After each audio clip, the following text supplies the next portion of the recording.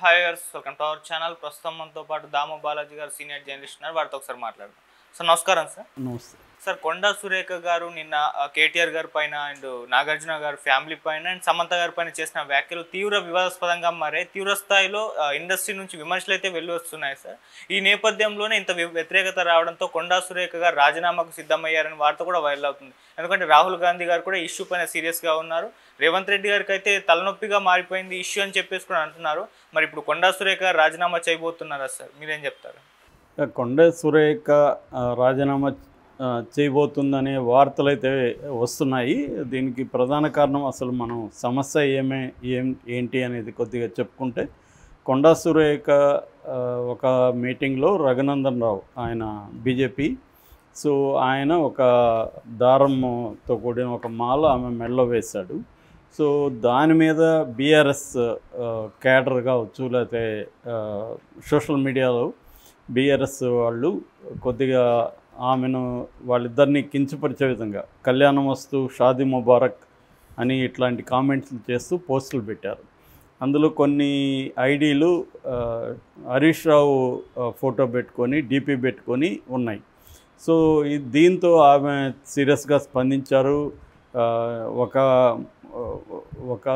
రాజకీయంగా ఒక సభలో ఒక బీజేపీ నాయకుడు ఒక కాంగ్రెస్ నాయకురాలకి మెడలో అది వేస్తే దాన్ని కూడా ఇలాగ మాట్లాడతారనేది ఆమె దుఃఖంగా కన్నీళ్ళు పెట్టుకున్నారు. అదంతా అయింది. దాంతో హరీష్ రావు సారీ చెప్పాడు. మా తరపున జరిగింది కాబట్టి సారీ చెప్తున్నాను అన్నాడు. వాళ్ళ క్యాడర్కి కూడా హరీష్ రావు అప్పీల్ చేశాడు. కానీ ఆమె అక్కడితో ఆగలేదు. కేటీఆర్ ఎందుకు మాట్లాడలేదు, కేటీఆర్ సారీ చెప్పాలని డిమాండ్ చేసింది. నిజానికి కేటీఆర్ కూడా సారీ చెప్పాలి. ఎందుకంటే ఒక స్త్రీని ఈ రకంగా అంటే ఇప్పుడు అదే ఒక మగవాడి కేసు ఉంటే ఈ గొడవ లేదు. ఒక స్త్రీ కేసేసరికి దాన్ని లైంగికంగా మాత్రమే చూసి ఇలాగ చేయడం అనేది ఖచ్చితంగా వ్యతిరేకించాలి. కానీ ఆయన చెప్పలేదు. దాంతో ఆమె ఎక్స్ట్రీమ్కి వెళ్ళిపోయి నీకు అక్క చెల్లెలు లేరా, నీకున్నారు కదా అని చెప్పి ఇంకా మాట్లాడుతూ ఆమె చాలా విషయాలు చెప్పేసింది. దాంతో కేవలం కేటీఆర్ మీదకి మాత్రమే ఆమె పరిమితం అయితే కూడా ఇంత గొడవ అయ్యేది కాదు. మామూలుగా కేటీఆర్కి డ్రగ్స్ పిచ్చింది. కేటీఆర్ అనేక మంది హీరోయిన్లని డ్రగ్స్కి అలవాటు చేశాడు. చివరికి వాళ్ళు సినిమా హీరోయిన్లుగా ఉండలేక పెళ్ళిళ్ళు చేసుకుని త్వరగా వెళ్ళిపోయారు అని చెప్పి అక్కడితో ఆగున్నా కూడా ఒక రకంగా ఉండేది. ఆమె ఎక్స్ట్రీమ్కి వెళ్ళిపోయి నాగార్జున సమంత ఇష్యూ తీసుకొచ్చి సమంతని పంపిస్తే కన్వెన్షన్ నేను కూలగొట్టనని కేటీఆర్ చెప్పాడు. దాంతో నాగార్జున, నాగ చైతన్య సమంతని కేటీఆర్ దగ్గరికి వెళ్ళమని ప్రెజర్ చేశారు. ఆ ప్రెజర్ని తట్టుకోలేకే ఆమె రిజైన్ చేసింది అని ఒక భయంకరమైన కామెంటు ఈమె చేసింది. సో ఆమె బాధితురాలు మొన్నటి వరకు. కానీ ఇప్పుడు ఏమైపోయింది, ఆమె ఈ కామెంట్లు చేయడంతో దేశవ్యాప్తంగా దీనికి వ్యతిరేకత మొదలైంది. ఎందుకంటే ఇది సమంత దేశవ్యాప్తంగా పాపులర్ కాబట్టి ఈ కామెంట్స్ వైరల్ అయిపోయినాయి. ఇదే సాగ్గా బీఆర్ఎస్ కూడా ఎలాగో చేస్తుంది కాబట్టి వాళ్ళు విపరీతంగా వైరల్ చేశారు. దాంతో ఇప్పుడు దేశవ్యాప్తంగా కూడా నిరసనలు వస్తున్నాయి. ఈవెన్ రాహుల్ గాంధీకి కూడా కంప్లైంట్లు వెళ్ళాయని చెప్తున్నారు. సో ఆయనేమో రాహుల్ గాంధీ ఏమో స్త్రీలకు పెద్దపీట వేస్తున్న పార్టీలని సపరేట్ మహిళా సభలు కూడా ఆయన స్టేట్ వైడ్ జరుపుకుంటూ వస్తున్నాడు రాహుల్ గాంధీ. సో అట్లాంటి పార్టీలో, కాంగ్రెస్ పార్టీలో ఒక స్త్రీని ఇంత దారుణంగా అవమానించడం, నాగార్జున ఫ్యామిలీని ఇంత దారుణంగా అవమానించడం అనేది ఇప్పుడు ఎవరు ఏ వ్యక్తి కూడా జీర్ణించుకోలేకపోతున్నారు. ఈవెన్ కాంగ్రెస్లో కూడా ఇలాంటి ఆమెను మనం ఎందుకు కాంగ్రెస్లో తీసుకున్నామని వాళ్ళు కూడా వాపోయే పరిస్థితి కనిపిస్తుంది. అంత దారుణంగా ఉన్నాయి. ఆల్రెడీ నాగార్జున ఫ్యామిలీ నుంచి నాగార్జున చాలా సీరియస్గా స్పందించాడు, నాగ చైతన్య స్పందించాడు, అమల స్పందించింది, సాక్షాత్తు సమంత కూడా చాలా పెద్ద పోస్టు పెట్టి స్పందించింది. కానీ వాళ్ళెవరు కూడా హుందాదనాన్ని ఒక డెకరం అంటారు, ఆ డెకరంని వాళ్ళు దాటిపోలేదు. హుందాగానే మాట్లాడారు. ఇది కరెక్ట్ కాదు, మేము ఖండిస్తున్నాము అని నాగార్జున కూడా చెప్పాడు. సమంత కూడా ఒక స్త్రీ బయటకు వచ్చి నిలబడాలంటే ఎంతో యుద్ధం చేయాల్సి ఉంటుంది, ఎంతో పోరాటం చేయాల్సి ఉంటుంది. ఇవన్నీ చేసి నేను వస్తే ఇలాగ మాట్లాడడం కరెక్ట్ కాదు, మీరు కూడా ఒక స్త్రీనే. సో అసలు రాజకీయంగా ఏ రకంగా లేదు, మేమిద్దరం అమికబుల్గా ఇద్దరు పరస్పరం అనుకొని విడిపోదామని అనుకొని ఇద్దరు కూడా మంచి టర్మ్స్లోనే విడిపోయాం తప్ప ఎటువంటి గొడవలు గొడవలు పూరితంగా ఇంకొక రకంగా మేము విడిపోలేదు, దీంట్లో రాజకీయ కుట్ర ఏ రకంగా లేదని ఆమె చెప్పింది. నాగార్జున అదే చెప్పాడు. సో వీళ్ళందరూ కూడా ఖండించారు. ఇటు ఇండస్ట్రీ నుంచి కూడా చిరంజీవి ఖండించాడు, జూనియర్ ఎన్టీఆర్ ఖండించాడు, తర్వాత ప్రకాష్ రాజ్ అందరికంటే ముందుగా దీని మీద ఇదేమి సిగ్గులేనితనం అని ఆయన చాలా హార్ష్గానే దాన్ని స్పందించాడు. తర్వాత రామ్ గోపాల్ వర్మ ఆయన ఈ కొండ సురేఖ, కొండ మురళి వీళ్ళ మీద కొండ అనే సినిమా కూడా తీశాడు, వాళ్ళ ఫ్యామిలీకి చాలా క్లోజ్ కూడా. అట్లాంటి ఆయన కూడా సహించలేక వరుస ట్వీట్లు చేసి నేను షాక్ అయ్యాను, 4th గ్రేడ్ వెబ్సైట్లు కూడా ఇలాగ మాట్లాడరని చెప్పి ఆయన కూడా ఇది చేశాడు. సో ఇప్పుడు మొత్తం సమాజం ఒక రకంగా షాక్కి ఈమె గురి చేసింది. ఒక మహిళగా ఉండి ఇలాగా ఇది కంప్లీట్గా పురుషాధిక భావజాలానికి సంబంధించింది.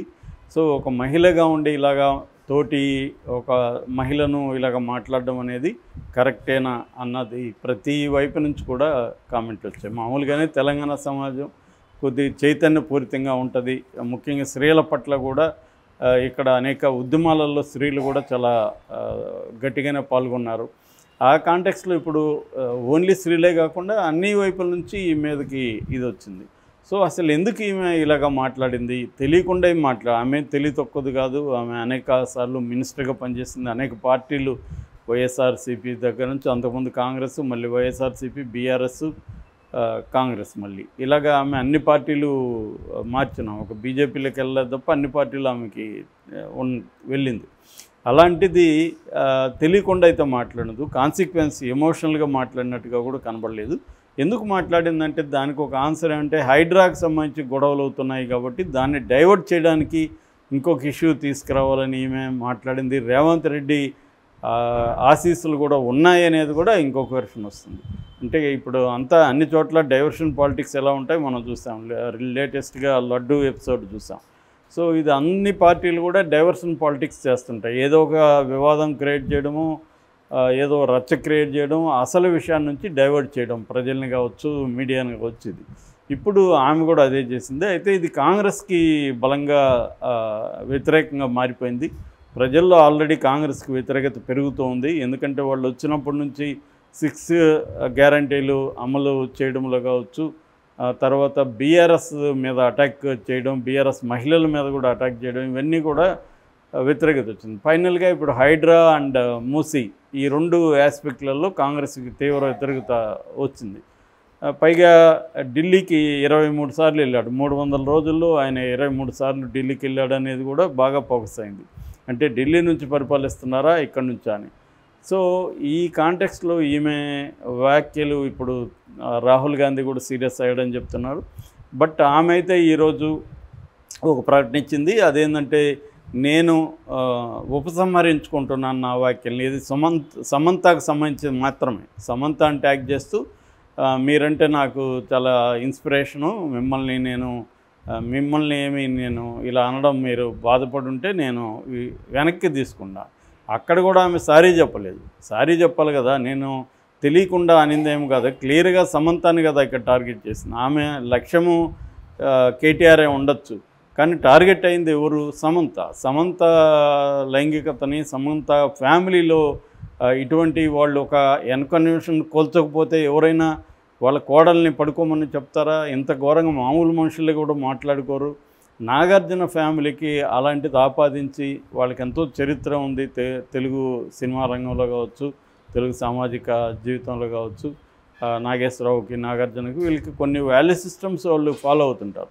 సో దాన్ని అప్పట్లో కూడా సమంత మీదనే, వీళ్ళిద్దరు విడాకుల విషయంలో కూడా సమంత మీదనే నిందలు మోపిన వాళ్ళే ఎక్కువ మంది ఉన్నారు. అప్పుడు కూడా సమంత వీళ్ళ మాట ఏం లేదని, సమంత ఎవరో అఫైర్లు ఉన్నాయని, సమంత ఎక్స్పోజింగ్ చేసిందని ఇలాగంతా మాట్లాడు. నిజంగా వాళ్ళిద్దరి మధ్య ఏం జరిగిందనేది బయట ప్రపంచానికి తెలీదు. వాళ్ళు కూడా పర్సనల్గా ఉంచదలుచుకున్నారు, తమ పర్సనల్ స్పేస్ తమకు ఉండాలి.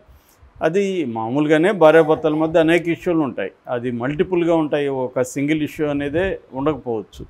చాలాసార్లు మల్టిపుల్ ఇష్యూస్లో వాళ్ళకి కంపాటబిలిటీ ప్రాబ్లమ్స్ రావచ్చు, వాళ్ళు విడిపోవచ్చు. కలిసి ఉండే హక్కు ఎలాగ ఉంటుందో విడిపోయే హక్కు కూడా వాళ్ళకు ఉంటుంది.